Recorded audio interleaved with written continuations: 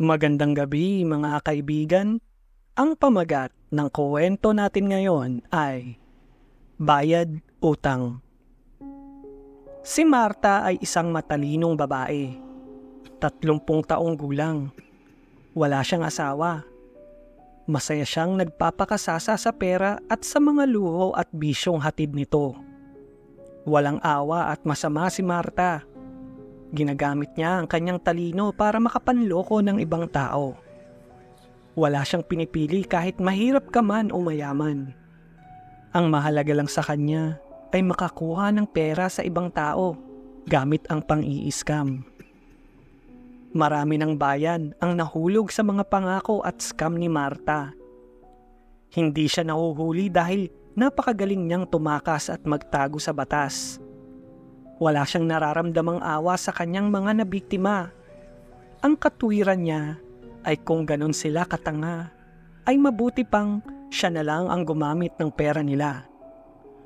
Kagagaling lang sa pang-i-scam ni Marta sa isang bayan nang mapadpad siya sa isang liblib ngunit malaking baryo.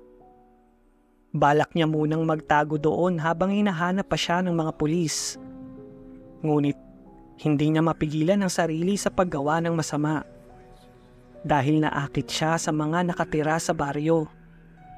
Magaganda ang bahay nila at mukhang maraming pera. Pero ang pinakakumuha ng kanyang atensyon ay ang isang mansyon sa gitna ng baryo. Napakalaki nito at napakagarbo. Siguradong mayaman ang nakatira sa loob. Kaya umisip ng bagong investment scam si Marta. Ilang beses siyang nagpunta sa mansyon pero walang ibang kumakausap sa kanya kundi ang mga katulong. Laging tinatanong ni Marta na kung pwede bang makausap ang may-ari ng mansyon. Ang sagot lang ng mga katulong ay hindi lumalabas sa araw ang kanilang amo. Kahit ganoon ang nangyari, ay masaya pa din si Marta dahil bukod sa may-ari ng mansyon, ay lahat ng tao sa bayan ay kanyang nakumbinsing sumali sa kanyang investment scam. Tinatanggap ni Marta kahit ano, pera man o alahas.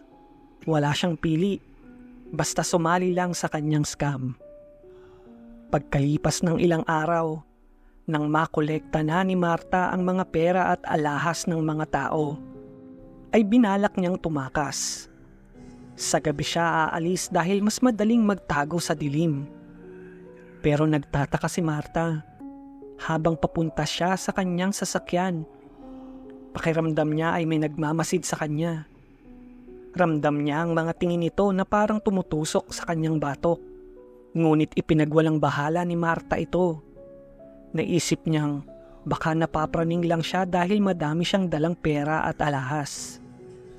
Sumakay si Marta sa kanyang sasakyan, pero ilang minuto lang ay pumutok ang isang gulong nito sa likuran. Bumangga si Marta sa isang bakal na harang. Mabuti na lang at nakapreno siya, kung hindi ay muntik na siyang malaglag sa bangin.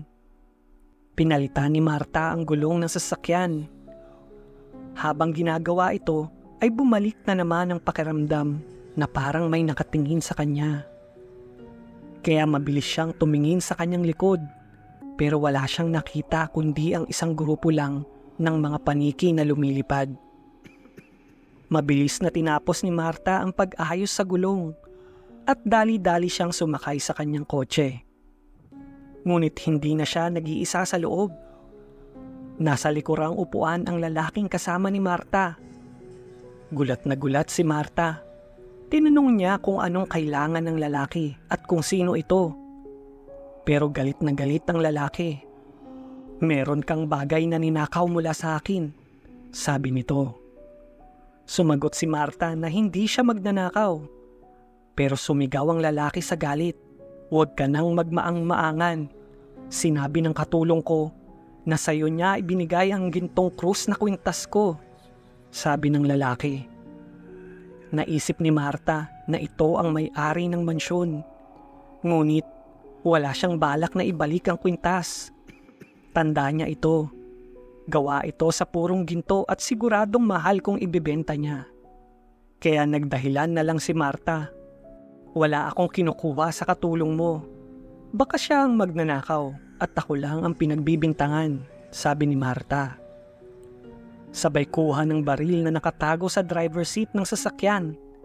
Tinutukan ni Marta ng baril ang lalaki at sinabing kung hindi ito bababa sa sasakyan ay papatayin siya ni Marta.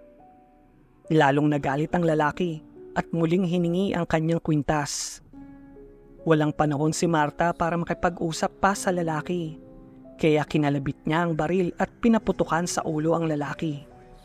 Naisip niyang ililibing niya na lang sa liblib na lugar ang bangkay nito. Ngunit hindi man lang nasaktan ng lalaki. Gumaling ang sugat nito sa noo mula sa bahala ng baril. Takot na takot si Marta at napasigaw ito nang magbago ng anyo ang lalaki. Mabilis na lumabas si Marta sa kanyang kotse at tumakbo palayo sa lalaki. Ngunit sinundan siya nito at madaling naabutan. Humaba ang mga pangil ng lalaki at nanlisik ang mga mata. Hiniwa niya ang leeg ni Marta gamit ang matutulis niyang mga kuko. Naligo ang lalaki sa sumisirit na dugo at nang bumagsak na sa lupa si Marta ay kinagat at hinigop ng lalaki ang lahat ng dugo ng babae. Ilang sandali lang ay parang natuyong prutas ang balat ni Marta. Kinuha ng lalaki ang kanyang gintong krus na kwintas at lumipad pabalik sa kanyang mansyon. Isinuot niya ang kwintas sa kanyang leeg kahit nasusunog ang kanyang balat at nasasaktan dahil binali niya ang pangako sa kanyang asawa na hindi na muling mananakit at papatay pa.